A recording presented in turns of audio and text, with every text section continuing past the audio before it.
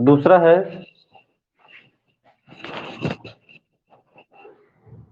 संविधान के भाग एवं अनुसूचियां। चैप्टर 2 लिख सकते हैं, संविधान के भाग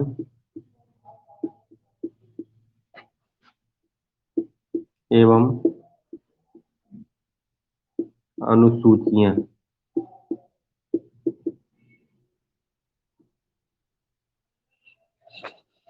ठीक है, कल मैंने बताया था कि 22 भाग होते हैं।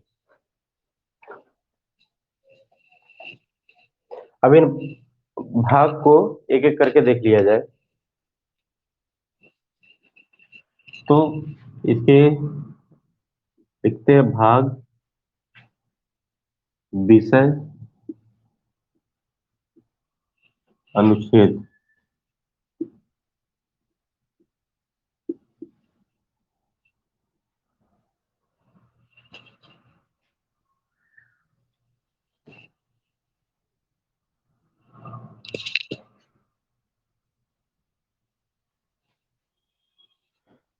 ठीक है, भाग वन। भाग वन में है संघ और उसका राज्य क्षेत्र। यह अनुच्छेद 1 से 4 तक है। भाग 2 है नागरिकता।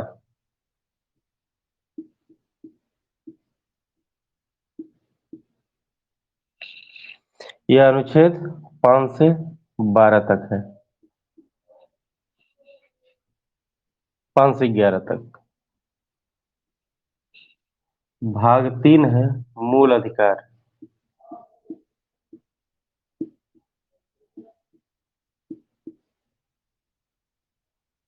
यह है 12 से 35। भाग 4 है राज्य के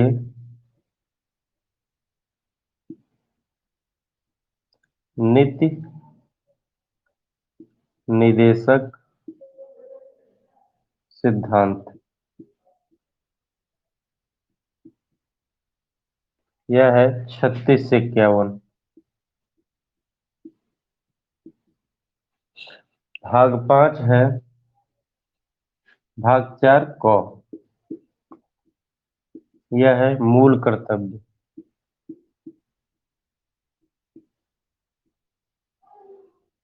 और ये है 51 क। 5 है संघीय सरकार। और इसका है 52 से 151। ठीक है, इसको आप लोग नोट कर लीजिए।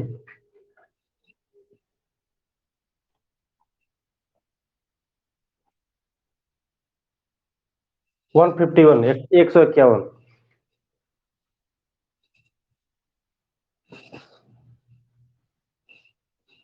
नीचे देखो, ऊपर तरफ 52 से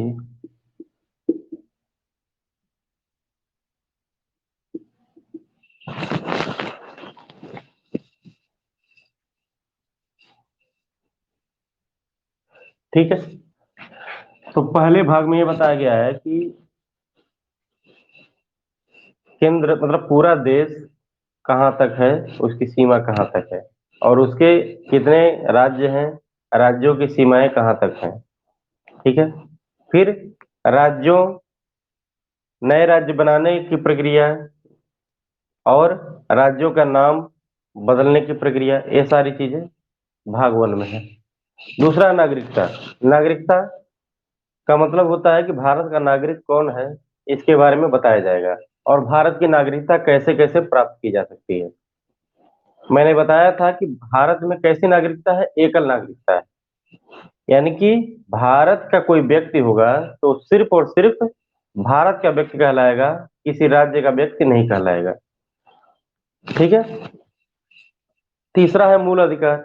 मूल अधिकार में भी बताया था कि भारतीय नागरिकों को या फिर संविधान नागरिकों को कुछ मूल अधिकार देता है जिसका उल्लंघन होने पे हम कोर्ट में जा सकते हैं। चौथा है राज्य के नीति निर्देशक सिद्धांत।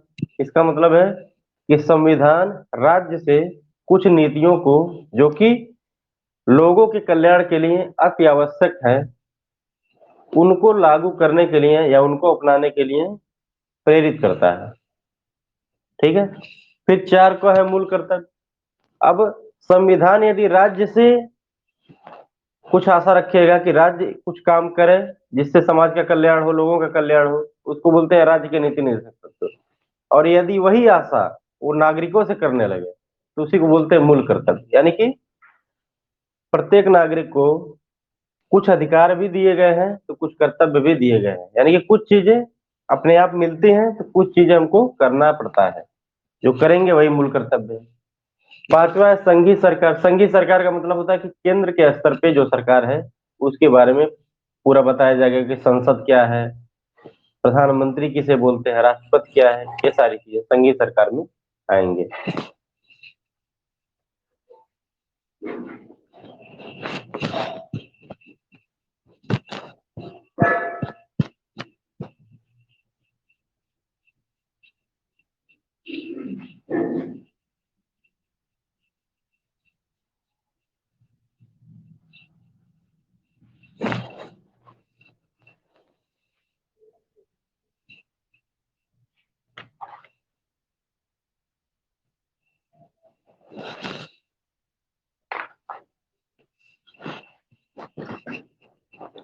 छठवां है राज्य सरकारें। यह है 152 से 237। सातवां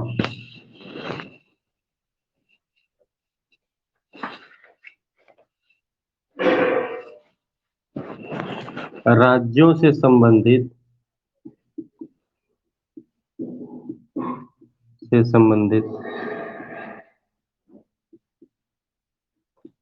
प्रथम अनुसूची का खंड ख। यह था 238। ठीक है। लेकिन इस समय यह पूरा का पूरा भाग ही नहीं है, यानी कि अब क्या है, निरस्त है सातवां पूरा। तो ये निरस्त है तो विषय भी निरस्त है और साथ ही साथ अनुच्छेद भी निरस्त है। मतलब वर्तमान में यह वाला जो विषय है वो नहीं है और यह अनुच्छेद भी नहीं है। आठवां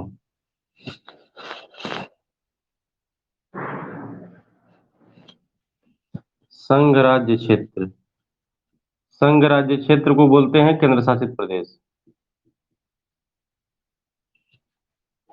239 से 242।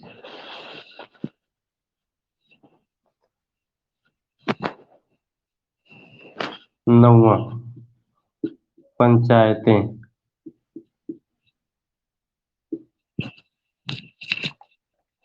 243 से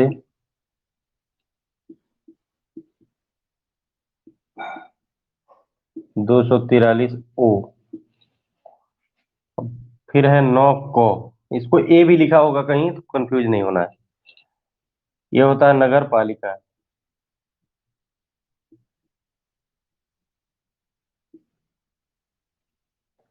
और ये होता है 243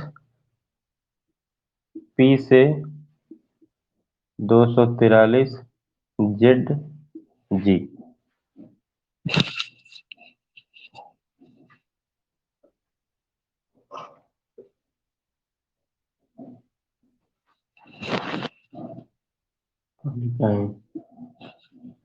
फिर होता है 9 ख सहकारी समिति।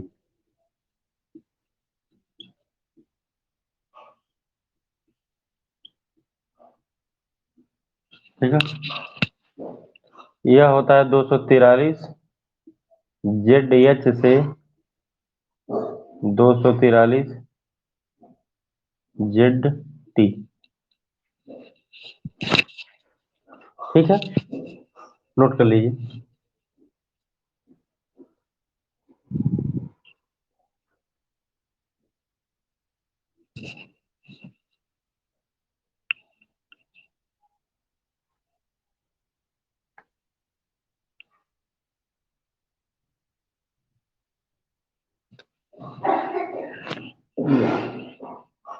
सहकारी समिति।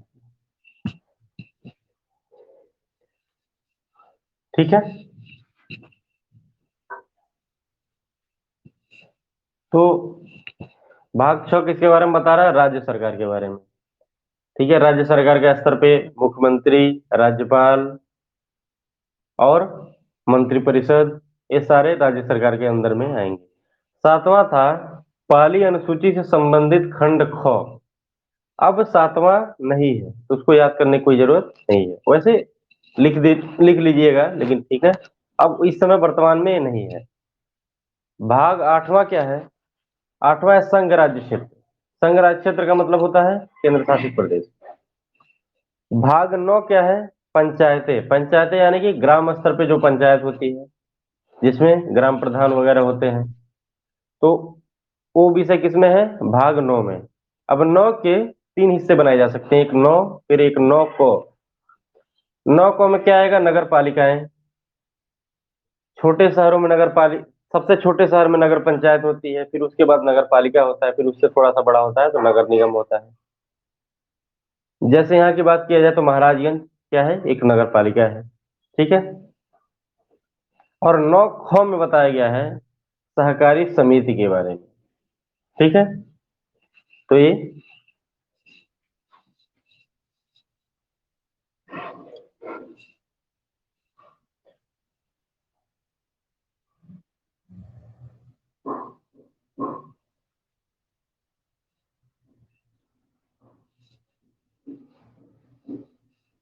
ठीक।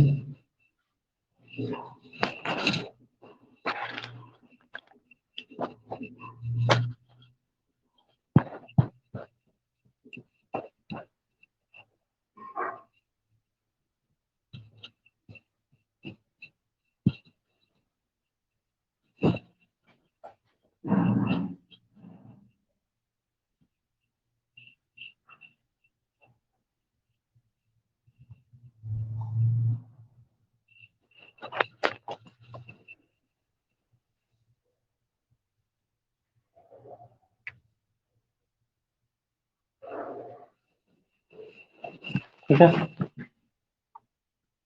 अब आएगा भाग 10, अनुसूचित एवं जनजातीय क्षेत्र। क्षेत्र,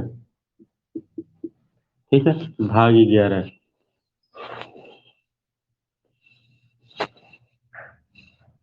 संघ और राज्यों के बीच संबंध। संघ और राज्यों के बीच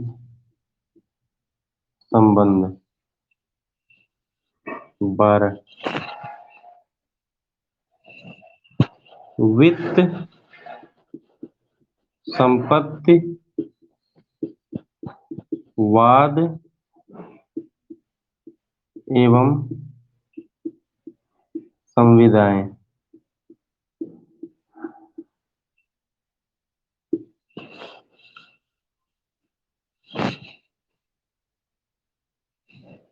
ठीक है, 13, भारत के राज्य क्षेत्र के भीतर व्यापार, वाणिज्य एवं समागम करने की स्वतंत्रता।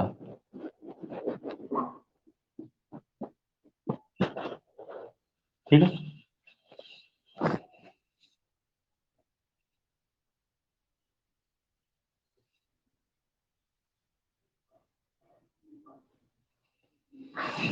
ठीक है, तो ये हो गया 245 से 263।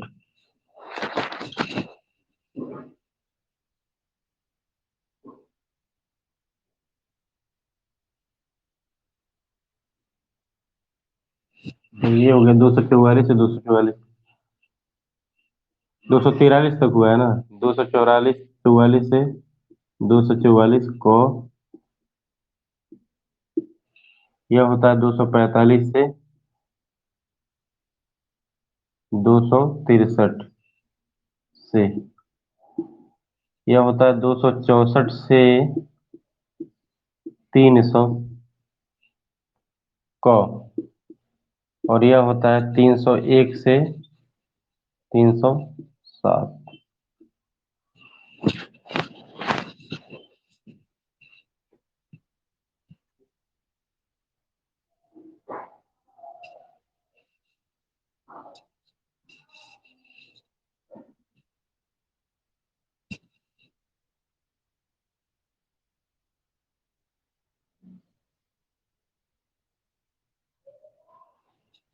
ठीक है।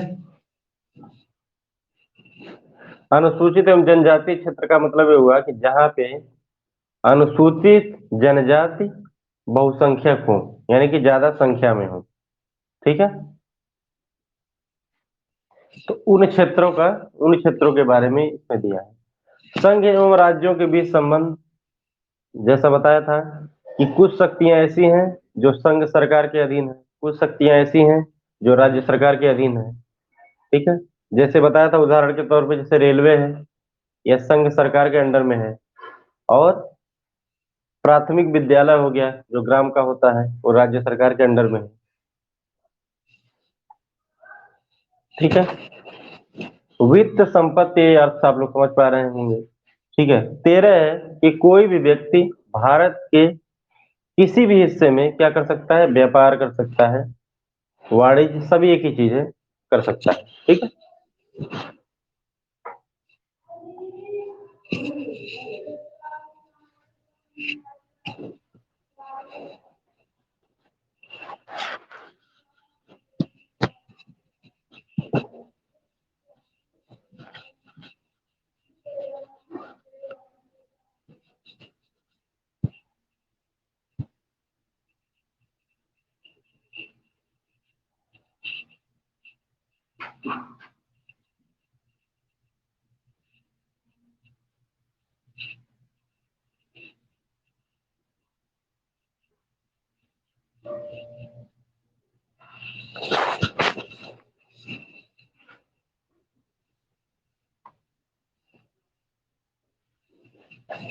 14, संघ एवं राज्यों के अधीन, संघ एवं राज्यों के अधीन सेवाएं।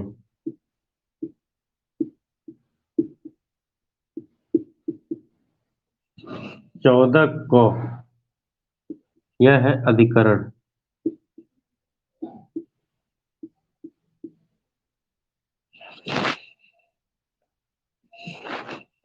15 निर्वाचन।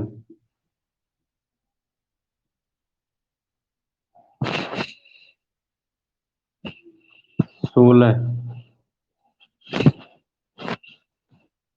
कुछ वर्गों से संबंधित, कुछ वर्गों से संबंधित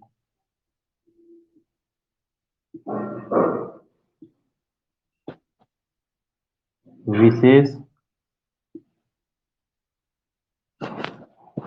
प्रावधान।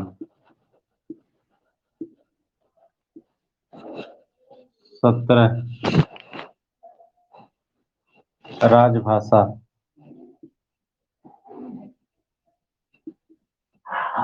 18 आपात उपबंध 19। प्रकीण प्रकीण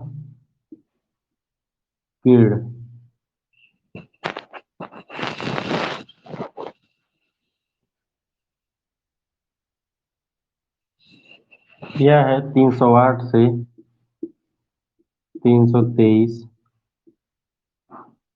323 अधिकरण है 323 क से 323 ख।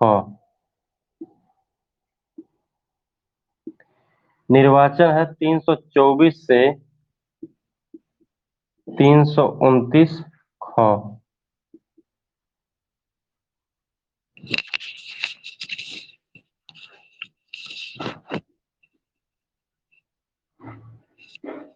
ठीक है, यह है 330 से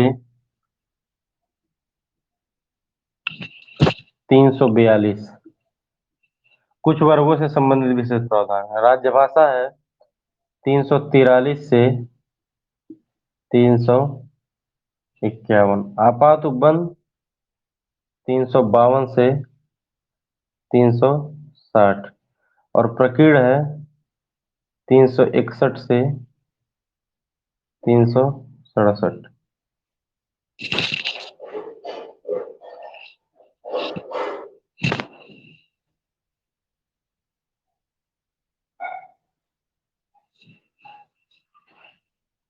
प्रकीण 361 से 367 है।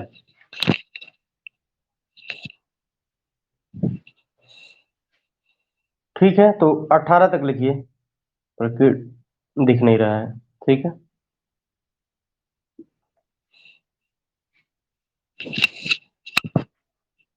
आपात उपबंध तक।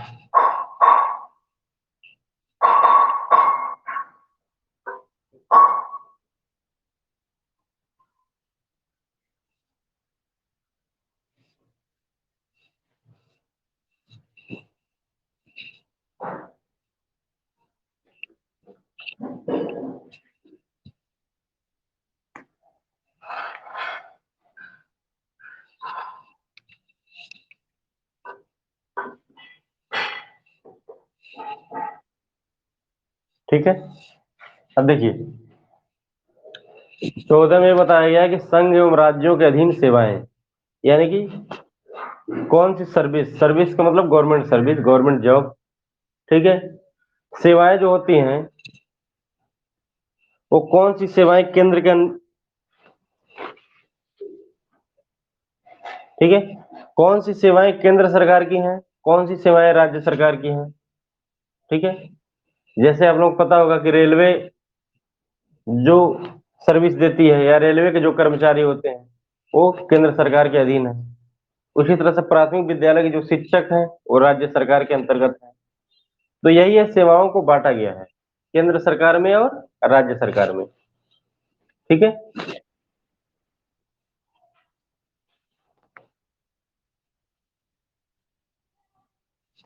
फिर है अधिकरण। अधिकरण का 14 को है अधिकरण। अधिकरण का मतलब ये होता है कि यदि कोई मामला उठा और अब कोर्ट तक नहीं जाना चाहते हैं, कोर्ट से पहले मामले को निपटाना चाहते हैं, तो उसके लिए अधिकरण होता है। खासकर सेवाओं के लिए होता है कि किसी सेवा से संबंधित कोई विवाद है, कोई जॉब से संबंधित कोई विवाद है, तो अधिकरण में सुलझाया जा सकता है। ठीक है, अधिकरण में जाने से समय बचता है। फिर 15 है कुछ वर्गों से 15 है निर्वाचन, इलेक्शन। ठीक है, इलेक्शन कौन कराता है? निर्वाचन आयोग होता है इलेक्शन कराने के लिए एक। 16 है कि कुछ वर्गों से संबंधित विशेष प्रावधान। कुछ वर्गों से का मतलब क्या हो गया? जैसे महिलाएं हो गई, बच्चे हो गए, अनुसूचित जाति हो गए, अनुसूचित जनजाति हो गए, तो इनके लिए क्या होगा? विशेष प्रावधान होगा। ऐसा भाग 16 में कहा गया है। 17 में क्या है? राजभाषा। जैसे हिंदी क्या है? एक राजभाषा है, तो उसके बारे में पूरा प्रावधान बताया गया है। और आप लोग चूंकि हिंदी के छात्र हैं तो हिंदी में भी बताऊंगा इसको। ठीक है, इलोबरेट थोड़ा सा करके। राजभाषा बहुत महत्वपूर्ण चैप्टर है हिंदी के दृष्टिकोण से। भाग 18 है आपात उपबंध। मैंने बताया था कि कई बार स्थितियां क्या होती हैं, इमरजेंसी की हो जाती हैं, आपात की हो जाती हैं। जैसे भारत किसी अन्य देश के साथ युद्ध करने लग जाए, तो उस स्थिति में क्या होता है, राष्ट्रीय आपात लगता है। ठीक है। फिर मैंने दूसरा बताया था कि एक होता है राष्ट्रपति शासन। जैसे केंद्र सरकार को यदि ये लगे कि कोई राज्य सरकार संविधान के अनुसार से काम नहीं कर रही है, तो क्या कर सकता है वो उस राज्य सरकार को बर्खास्त कर सकता है। ठीक है। और तीसरा होता है वित्तीय आपात। वित्तीय आपात में क्या होता है कि कई बार ऐसी स्थिति आ जाती है, वैसे भारत में अभी तक आई नहीं है, ठीक है, कि वित्त का बहुत ही ज्यादा अभाव हो जाता है। जो आवश्यक खर्चे हैं वो आसानी से हम कर नहीं पाते हैं, क्योंकि हमारे पास उतना वित्त होता नहीं है। तो वो ऐसी स्थिति में क्या लगाना पड़ता है, वित्तीय आपात लगाना पड़ता है। अभी तक भारत में एक भी बार वित्तीय आपात नहीं लगा है। ठीक है। तो भाग 18 तक हो गया।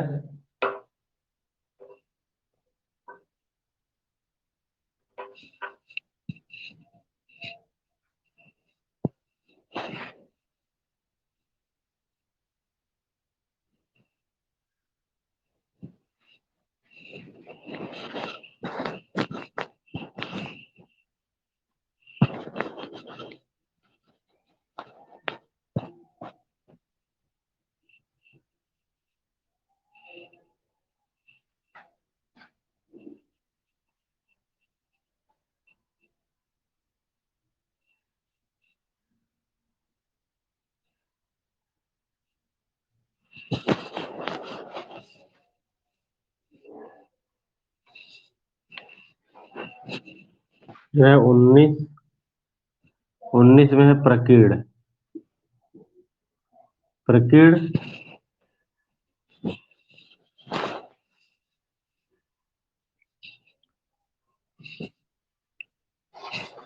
20 है संविधान का संशोधन। संविधान का संशोधन। 21 है अस्थायी संक्रमणशील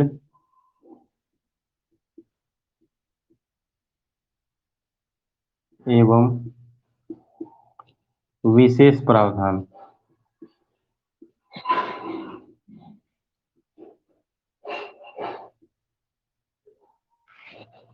और 22 है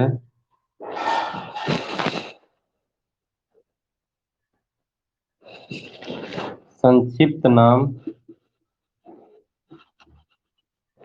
संक्षिप्त नाम प्रारंभ हिंदी में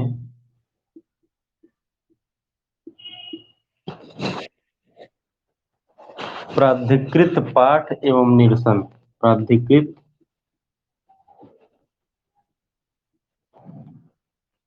पाठ एवं निरसन।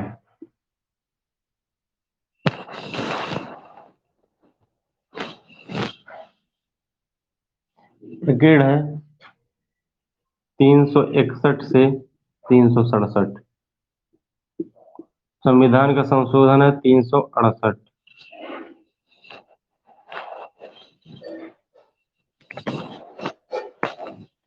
यह है तीन अस्थायी 369 से 392।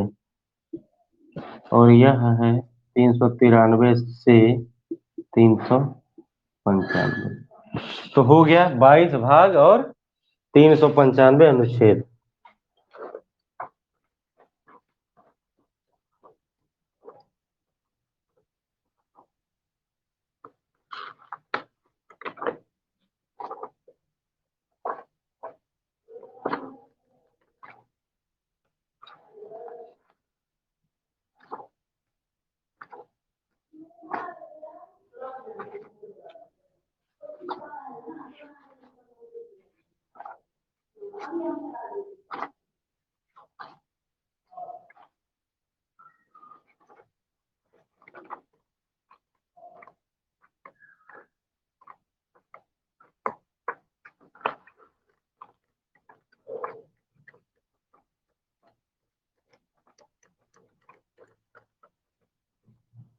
ठीक है, देखिए प्रकीर्ण का मतलब होता है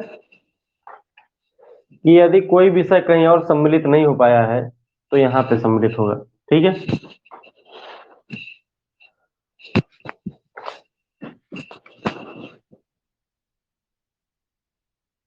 ठीक। फिर है संविधान का संशोधन। संविधान का संशोधन का मतलब ये है कि संविधान में समय समय पे कुछ चीजें अप्रासंगिक हो जाती हैं। समय के साथ परिस्थितियां बदलती हैं तो संविधान को बदलना भी, संविधान के कुछ हिस्सों को बदलना भी जरूरत पड़ जाती है। ठीक है, तो समय समय पे क्या होता रहता है, संविधान में संशोधन होता रहता है। कल मैंने बताया था कि संविधान में संशोधन करना आसान भी है और कठिन भी है। आसान इस मामले में है कि कुछ विषय या कुछ चीजें ऐसी हैं जिसको बदलने के लिए केंद्र सरकार को राज्य सरकार से अनुमति नहीं लेनी पड़ती। ठीक है, और कुछ विषय ऐसे भी होते हैं जिनको संशोधित करने के लिए या जिनको बदलने के लिए केंद्र सरकार को राज्य सरकार से अनुमति लेनी पड़ती। ठीक है, तो यदि लेनी पड़ेगी तो ऑब्वियस सी बात है कि प्रोसेस थोड़ा सा कठिन हो जाएगा।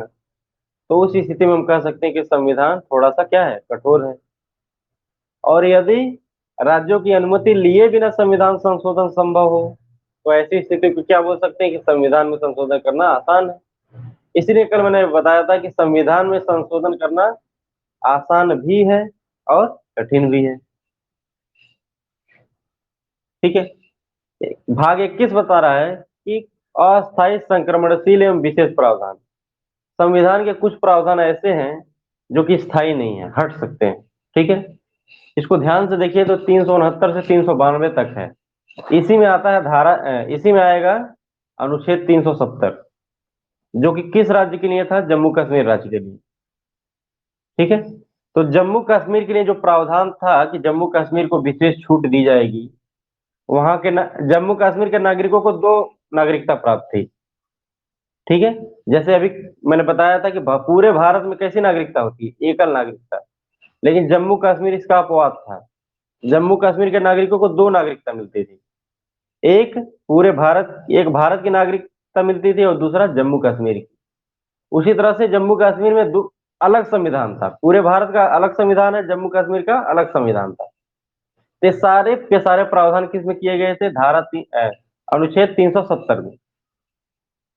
ठीक है, तो अनुच्छेद 370 भी क्या था, अस्थायी प्रावधान था। ठीक है, इसलिए उसको हटाने के लिए ज्यादा प्रयास नहीं करना पड़ा, ज्यादा परेशानी नहीं उठानी पड़ी और आसानी से उसको हटा दिया गया। ठीक है, भाग 22 है कि हिंदी में प्राधिकृत पाठ, यानी कि कोशिश ये की जाएगी कि हिंदी का ज्यादा से ज्यादा प्रयोग किया जाए। ठीक है, ये सारी चीजें भाग 22 तक हो गया है, इसको नोट कर लीजिए।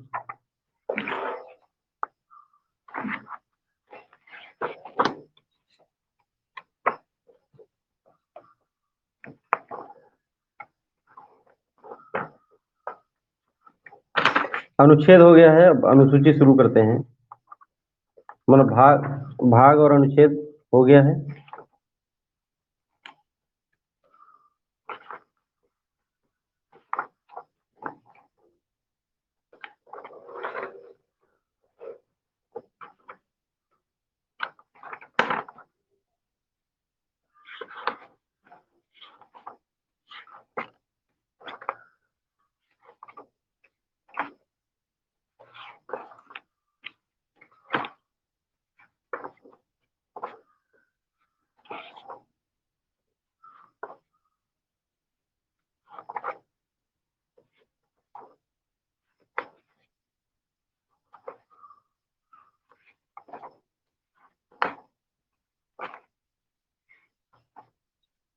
ठीक है,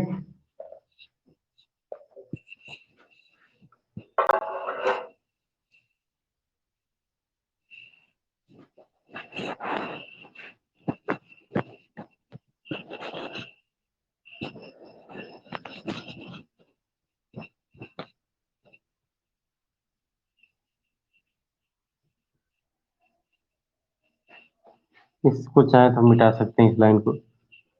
अनुच्छेद वाले को। इसमें सिर्फ अनुसूची और विषय देखना है। कितनी अनुसूची होती है? 12 अनुसूची होती है।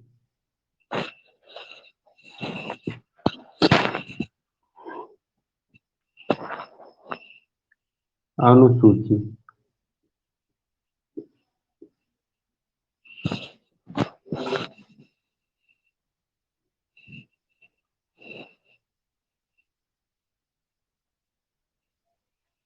ठीक है।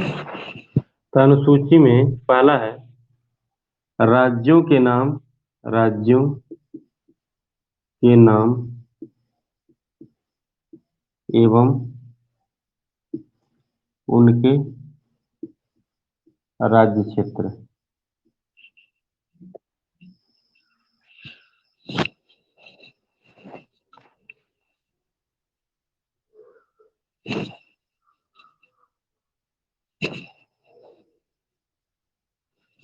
ठीक है। तो राज्य हो गया। फिर संघ राज्य क्षेत्रों के नाम। संघ राज्य क्षेत्रों। संघ राज्य क्षेत्रों के नाम एवं उनकी सीमाएं। ठीक है, यह अनुसूची 1 हो गई।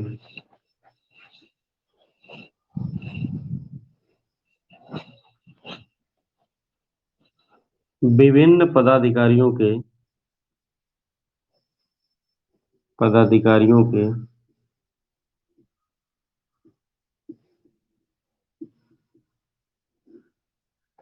के वेतन भत्ते एवं पेंशन। तीसरा, विभिन्न पदाधिकारियों द्वारा लिए जाने वाले शपथ। विभिन्न पदाधिकारियों द्वारा लिए जाने वाले शपथ।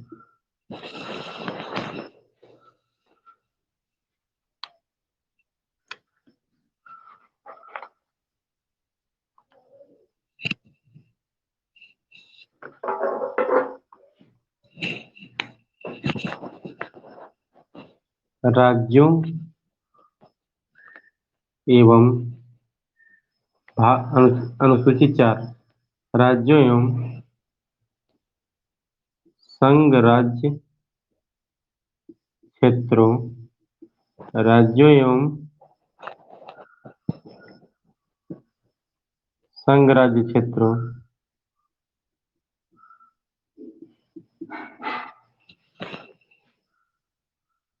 राज्यों में संघ राज्य क्षेत्रों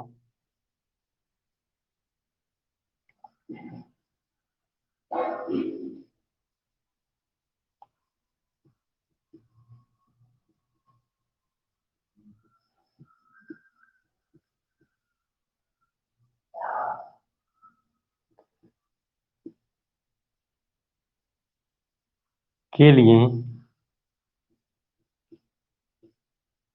राज्यसभा में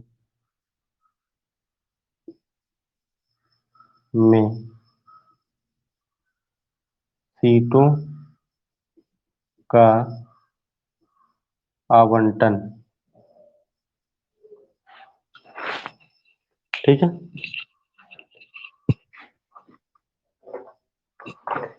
अनुसूची 4,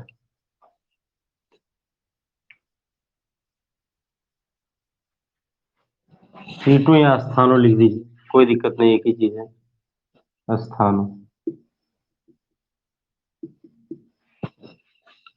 पांचवा,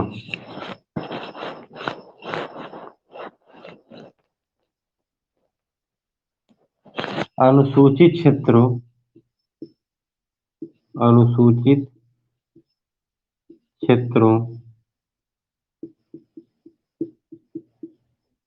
एवं जनजातियों का प्रशासन।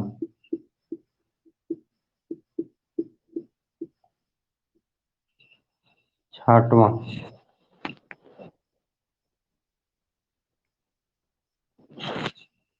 असम, त्रिपुरा, मेघालय,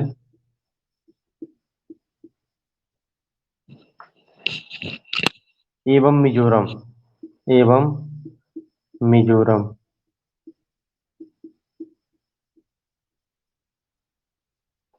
ठीक है, के जनजातियों का प्रशासन।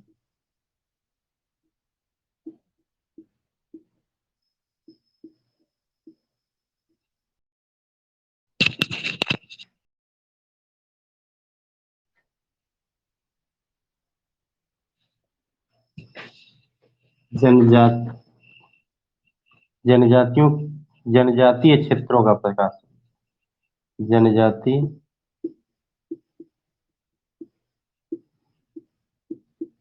क्षेत्रों का प्रशासन। ठीक है।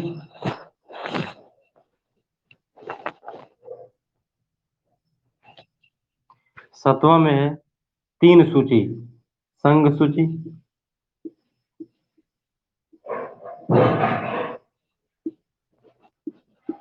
राज्य सूची एवं समवर्ती सूची। राज्य सूची एवं समवर्ती सूची।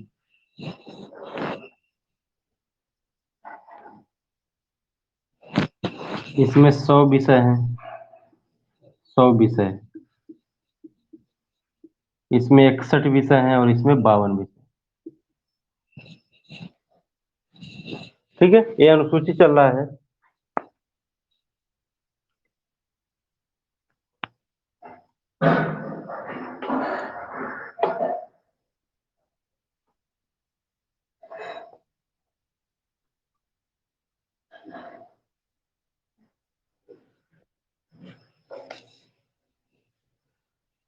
ठीक है, देखते हैं। 7 अनुसूची तक हुआ है, 5 और पढ़ना है, 12 अनुसूची होती है। ठीक है, पहला है कि राज्यों के नाम एवं उनके राज्य क्षेत्र, यानी कि राज्यों के क्या क्या नाम है वर्तमान में।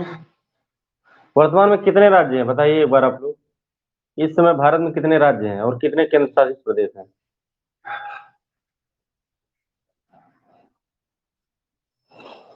और केंद्र शासित प्रदेश कितने? हाँ ठीक है, सही है। 28 राज्य हैं हाँ ठीक है, 28 राज्य हैं और 8 केंद्र शासित प्रदेश हैं। ठीक है। तो जो अनुसूची 1 है, देखिए 3 चीज है, तीनों अलग अलग है, इसको ध्यान दीजिएगा। भाग अलग है, अनुच्छेद अलग है और अनुसूची अलग है। ठीक है। भाग कितने हैं? 22। अनुच्छेद कितने हैं? 395। और अनुसूची कितनी है? 12। ठीक है। तो 12 में पहली अनुसूची क्या बताती है कि राज्यों के नाम एवं उनके राज्य क्षेत्र, यानी कि भारत में कौन कौन से राज्य हैं और वो कहाँ कहाँ तक हैं, उनका विस्तार कहाँ तक, उनकी सीमा कहाँ तक है। उसी तरह से इसी में ये भी बताया जाएगा कि संघ राज्य क्षेत्रों यानी केंद्र शासित प्रदेशों के नाम क्या हैं और उनकी सीमाएं कहाँ तक जाती हैं। ठीक है। दूसरी अनुसूची दूसरी अनुसूची में बताता है कि विभिन्न पदाधिकारी जो हैं, विभिन्न पदाधिकारी मतलब जैसे जो सरकारी पदाधिकारी हैं, जिनमें राष्ट्रपति हो जाएंगे, राज्यपाल हो जाएंगे, ये सब हो जाएंगे। ठीक है। सुप्रीम कोर्ट के जज हो जाएंगे। ठीक है। तो उनके वेतन भत्ते एवं पेंशन के बारे में अनुसूची 2 में बताया गया है। अनुसूची 3 में बताया गया है कि यही जो विभिन्न पदाधिकारी हैं, जैसे राष्ट्रपति, सुप्रीम कोर्ट के जज, प्रधानमंत्री, ठीक है, ये सब कौन कौन से शपथ लेंगे, इनके शपथ के बारे में बताया गया है।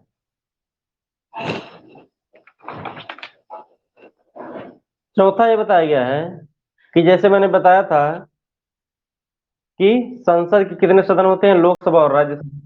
लोकसभा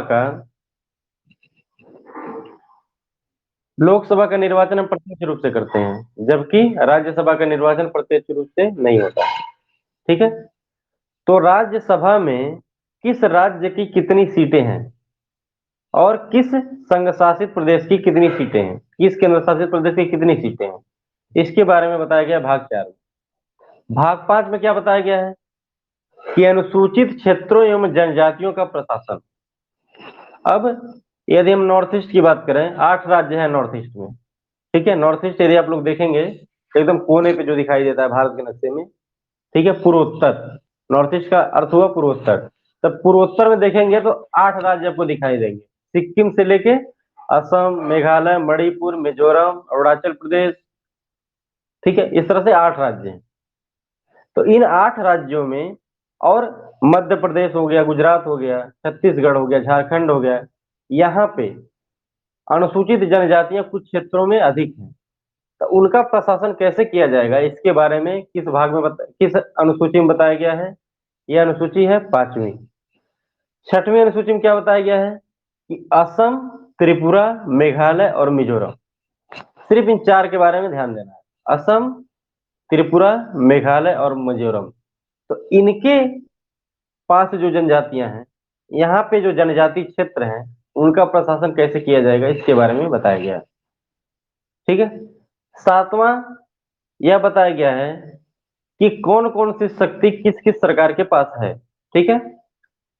तो जैसे जो केंद्र सरकार होती है, वो केंद्र सूची के अंतर्गत जो भी विषय बताए जाएंगे, कितने विषय हैं, 100 विषय। तो इन 100 विषय के अंतर्गत जो भी बातें होंगी, उन बातों के अनुसार से ही या उन विषयों के आधार पे ही केंद्र सरकार कानून बना सकता है।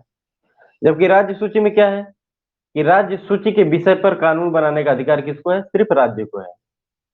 और एक सूची होती है समवर्ती सूची। समवर्ती सूची में कानून बनाने का अधिकार दोनों को होता है, केंद्र को भी होता है, राज्य को भी होता है। ठीक है। लेकिन यदि केंद्र सरकार ने कानून बना दिया है तो राज्य सरकार का कानून नहीं माना जाता है। ठीक है। तो ये 7 अनुसूचियां हो गई हैं।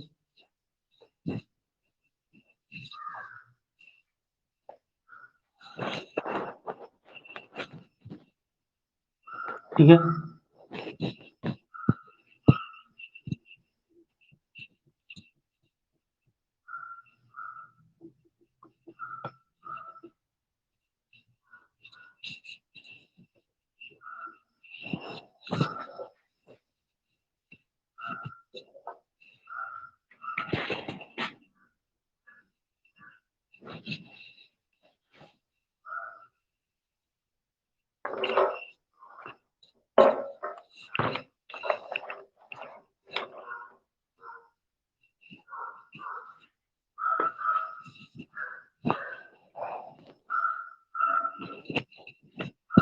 अब 8वीं अनुसूची है भाषा। ठीक है। भाषा शुरुआत में जब संविधान बना था तो 14 भाषाएं 8वीं अनुसूची में थी। 14 और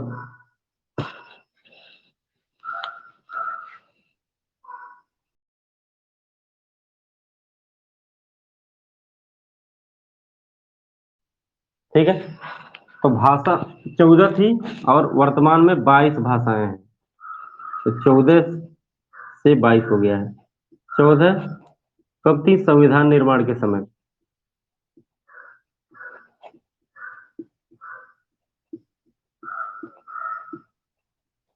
समय और 22 वर्तमान में।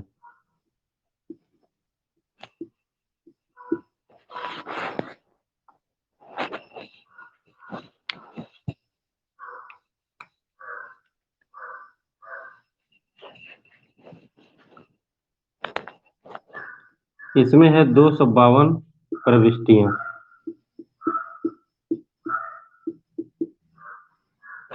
और इसको जोड़ा गया मैंने बताया था कि शुरुआत में 8 अनुसूची थी, तो सभी को समय समय पर जोड़ा गया है।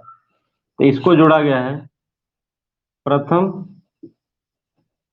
संविधान संशोधन,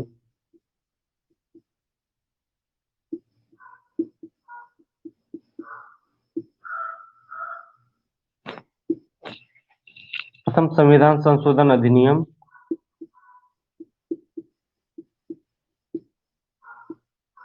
1951 में जोड़ा गया, में जोड़ा गया। ठीक है।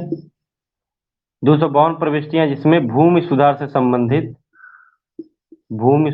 संबंधित विषय या भूमि सुधार के बारे में बताया गया। और भी चीज है, लेकिन एक है इसका स्पेशल, भूमि सुधार।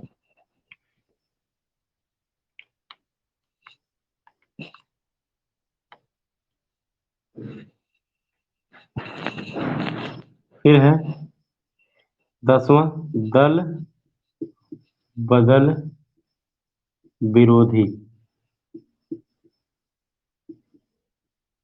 इसे 52वें संविधान संशोधन, 52वें संविधान संशोधन, संशोधन 1985 में जोड़ा गया,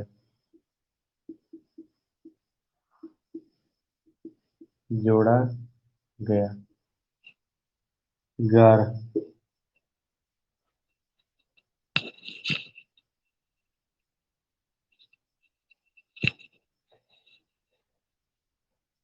यह है पंचायतों की शक्तियां एवं जिम्मेदारियां, पंचायतों की शक्तियां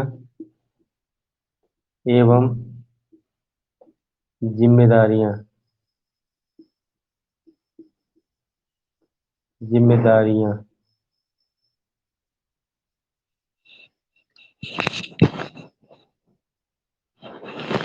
इसमें 29 विषय है, 29 विषय। और इसे कब जोड़ा गया है? 73वें संविधान संशोधन, यहाँ बीच में अधिनियम कर लीजिएगा, अधिनियम। जब भी संशोधन होता है तो कानून बनाना पड़ता है। 73वें संविधान संशोधन अधिनियम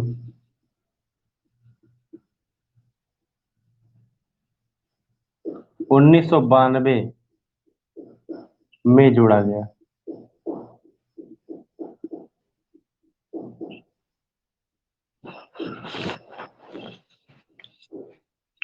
ठीक है।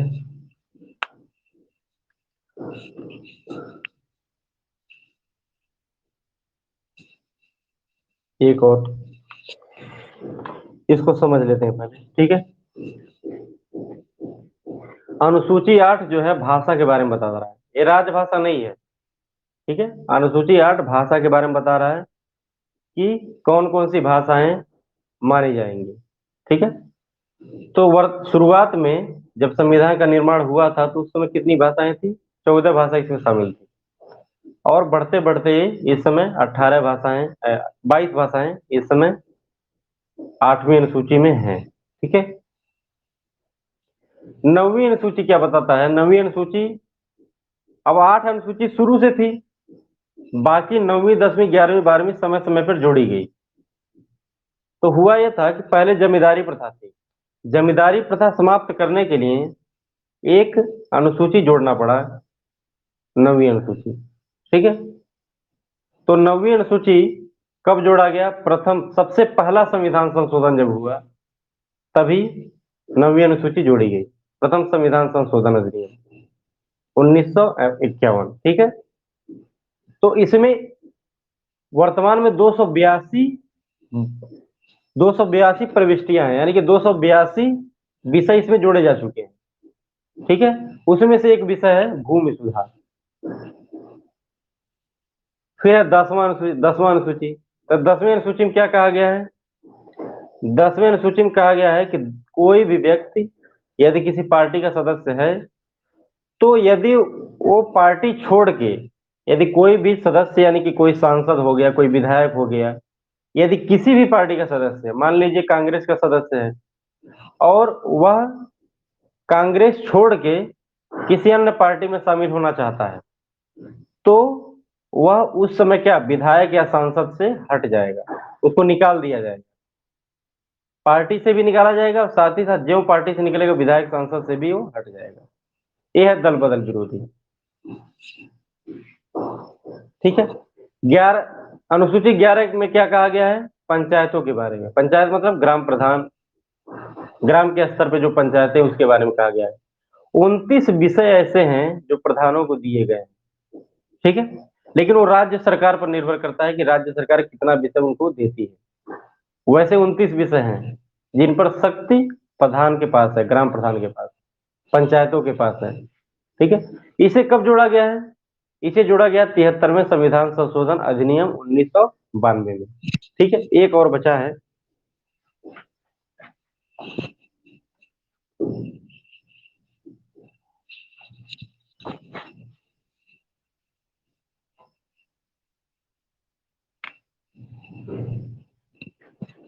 12वीं अनुसूची।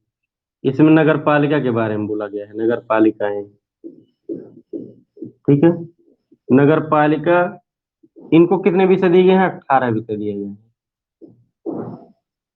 ठीक है। और ये कब जोड़ा गया है? 74वें संविधान संशोधन अधिनियम, 74वें संविधान संशोधन अधिनियम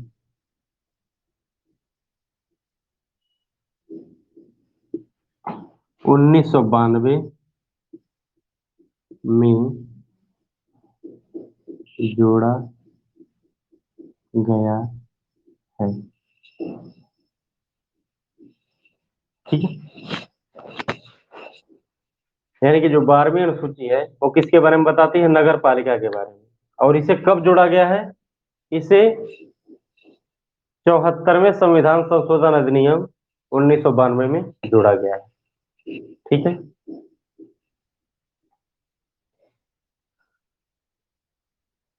ठीक है। Thank you.